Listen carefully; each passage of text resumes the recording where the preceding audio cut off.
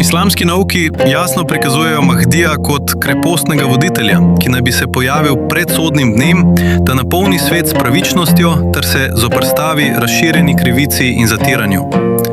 V sunitskih izročilih prerok Muhamed posebej omenja Mahdija kot svojega potomca, osebo, ki bo ponovno vzpostavila moralni in duhovni red.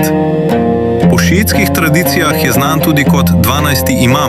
imam Muhamed al-Mahdi, preroški voditelj, ki je trenutno v prikritosti in čaka na pravi trenutek, da vzpostavi božansko pravičnost in pravičnost po vsem svetu. Po drugi strani, islamska izročila prikazujejo Antikrista kot enookega sleparja, ki zavaja množice tako, da se pretvarja, da je božanski, ter uporablja prevaro in iluzije, da jih zapelje. Naloga Mahdija je braniti pravičnost, monoteizem in vero, ter se neposredno zoperstaviti laži in izdaji Antikrista. Poleg tega, primerjanje Mahdija z Antikristom zavračajo krščanski spisi. Antikrist je v Svetem pismu posebej opredeljen kot nekdo, ki zavrača Jezusa Kristusa in zavaja ljudi. Vendar islamski nauki jasno prikazujejo Jezusa in Mahdija kot zaveznika, ki skupaj nasprotujeta Antikristu in ponovno vzpostavljata božansko pravičnost. Kljub tem jasnim zgodovinskim in svetopisemskim razlikam, sodobni teologi, kot sta evangelijski pastor John MacArthur in avtor Joel Richardson, širijo idejo, da je Mahdi enak Antikristu. Pogosto jih vodijo geopolitične pripovedi in versko tekmovanje, ne pa poglobljena teološka raziskava. Njihova retorika poutrjuje skupinsko identiteto in spodbuja podporo določenim političnim ali verskim agendam. Na koncu takšno enačenje povzroča nerazumevanje, strah in delitve, namesto pristnega duhovnega razsvetljenja. Zgodovinsko priznani krščanski teologi, kot sta Avguštin in Tomaš Akvinski, jasno opisujejo Antikrista kot nekoga, ki spodbuja malikovanje, čaščenje samega sebe in upor proti Jezusovim naukom. Lastnosti, ki so povsem nasprotne Mahdijevi predanosti monoteizmu in božanski pravičnosti. Glede na to, človeka, ki poziva k Jezusu in ga povzdiguje, ni mogoče razumno označiti za Antikrista. Sicer bi morali postaviti pod vprašaj tudi krščanska izročila in spise, kar bi odprlo številna temeljna vprašanja krščanske teologije. Zato ni dvoma o značaju Mahdija in jasno je mogoče ugotoviti, da ni Antikrist. Kaj pa, če Antikrist sploh ni posameznik? Ta ideja sploh ni nerazumna, če upoštevamo, da je sama narava Antikrista utemeljena na prevari. Če bi bil Antikrist jasen in očiten, ne bi imel moči zavajati.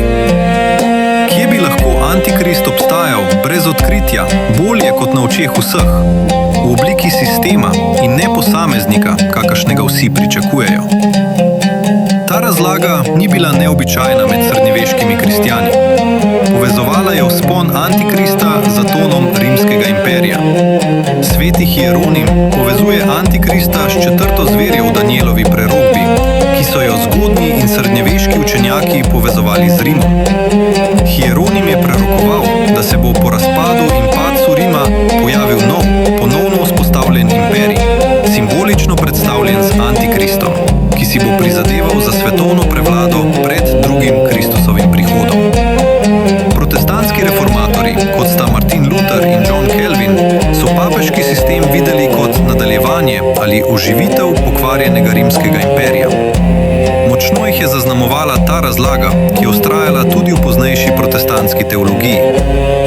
Luther je poudarjal, da papeštvo uzurpira Jezusovo oblast in širi nauke, ki so po njegovem mnenju v nasprotju s Svetim pismom.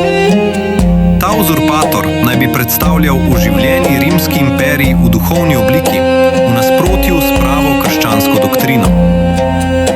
Tako ideja, da je Antikrist sistem in ne posameznik, ni tuja in ima korenine v srednjeveških prepričanjih. Če množice zlahka in jasno razlikujejo resnico od laži ter prepoznajo Antikrista, to izniči njegovo ključno lastnost – prevaro. S tem njegova vloga postane odveč. Zakaj bi človeštvo potrebovalo odrešenika, če lahko samo razlikuje resnico od laži? Če lahko človek sam prepozna Antikrista, potem ni razloga, da bi se Mahdi ali Jezus sploh vrnila. Antikrist bo zavedal skoraj vse, vključno s tistimi, ki se imajo za vernike ali izbrane. Zato je bil njegov prihod napovedan in vsi preroki ter poslanci skozi zgodovino so opozarjali nanj. Smiselno je torej sklepati, da so ljudje, ki trdijo, da so prepoznali Antikrista, brez jasne opredelitve, razlage in dokazov, sami zavedeni in že ujeti v njegovo past. Če je Antikrist sistem ali ideologija in ne človek, kdo potem je? Kje je danes ta oživljeni rimski imperij? Le človek od Boga lahko prepozna, kdo ali kaj je Antikrist.